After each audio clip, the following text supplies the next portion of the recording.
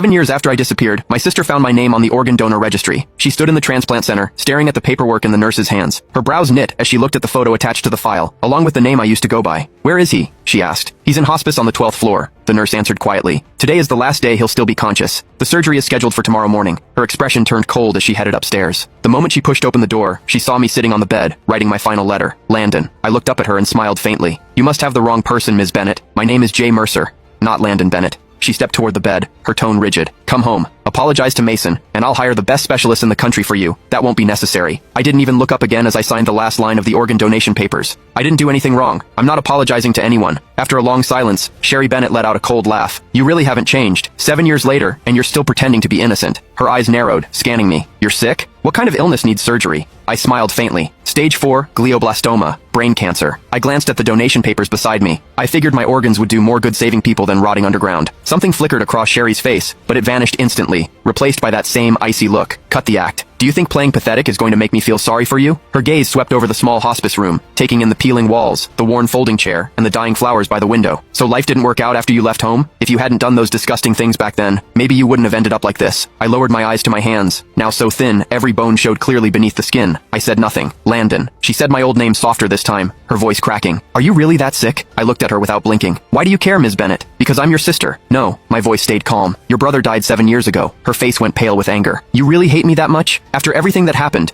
Are you seriously pretending you weren't the one who enough?" I cut her off. "You didn't come here to dig up the past. Say what you actually came to say." She opened her mouth, then hesitated, completely speechless. I gave a soft laugh. "Let me guess. Mason needs a new liver, doesn't he?" Sherry didn't answer. She didn't have to. The way her eyes avoided mine told me everything. I leaned back against the hospital bed, laughing under my breath. "So, that's it. After 7 years, he finally remembered he had an older brother. Today, you came here to ask for my liver?" "Not ask," she corrected sharply. "It's your duty. You agreed to donate before, and Mason needs you again now. He's your brother." I stared at her, amused by how ridiculous she sounded. "Sherry, when you kicked me out 7 years ago, why didn't you remember I was his brother then?" "That was your own fault," she snapped. "If you hadn't done those horrible things to Mason, if you hadn't framed him, I never would have kicked you out." Her voice shook with fury. "You're still lying. Still acting innocent. You think disappearing for 7 years erased what you did?" I slowly closed my eyes as numbness spread through my chest. Even now, she never doubted him. To her, I was always the villain. "Please leave. I need to rest." She grabbed my shoulder hard enough to hurt. "Listen carefully. Mason needs your liver." I opened my eyes, looking at her calmly. "Then he can wait for someone else. My organs are already promised to strangers." Her whole body shook with anger. "How can you be so heartless? Mason saved my life back then.